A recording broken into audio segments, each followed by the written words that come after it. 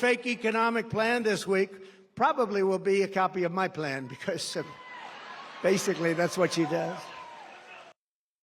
She is not a brilliant person. She is not a smart person. She is not very smart.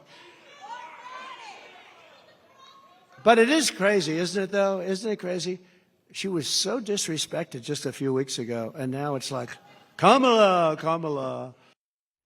And that was his policy event focused on the economy. It does seem each time Trump takes the stage, he hurls more insults at the vice president, all while Republican allies have been pleading with the former president to stay on message. Our panel is back, and we do have this new reporting, Kristen Holmes and I, that Corey Lewandowski, who was Donald Trump's very first campaign manager starting in 2015, first time he entered politics formally, was fired pretty early on in that cycle, but was really always in the Trump orbit for the past 8 years. He is going to be added to the Trump official campaign. We don't yet know what his role will be. He is going to be accompanied by other former Trump aides who are kind of coming back. They're getting a bit of the band back together.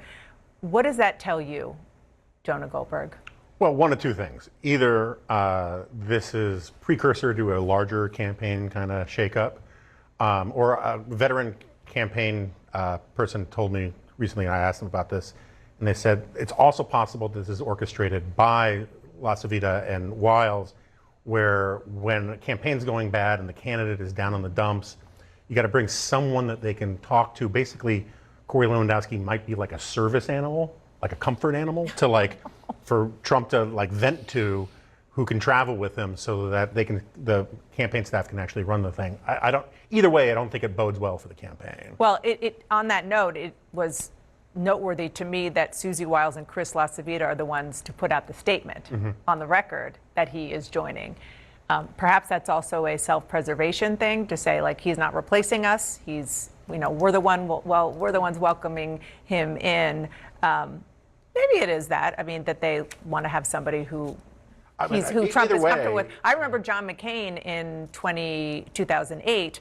They kept Joe Lieberman on the campaign with him. Like, what makes McCain happy? Joe Lieberman and cookies. So they made sure he had Joe Lieberman and cookies.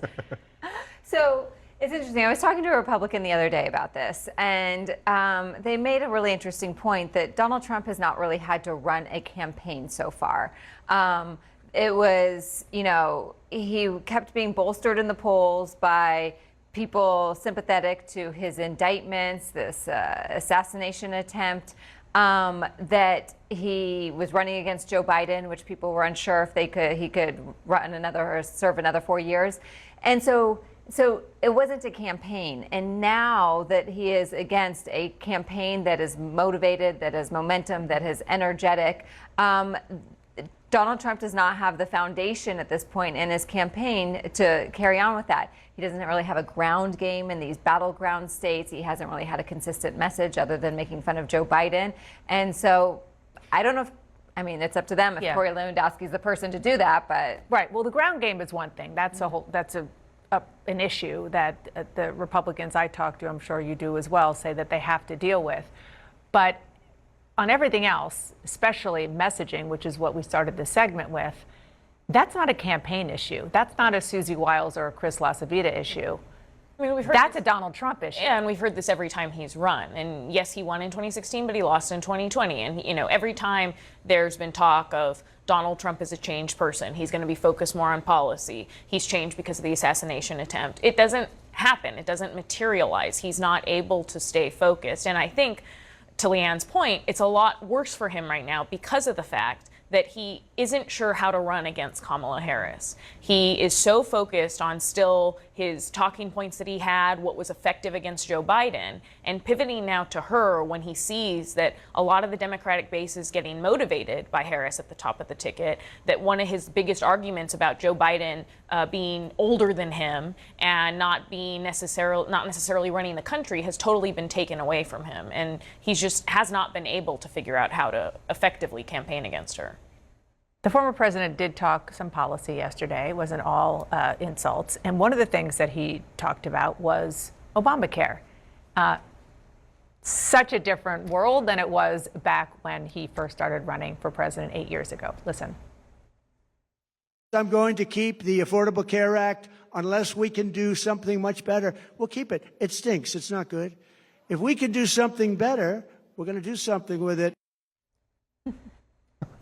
Yeah. Look, I mean, this is one of the problems that Trump campaign is going to have, is that there are two different arguments you can make about Kamala Harris that have, I think, a lot of merit to them, but they're in conflict.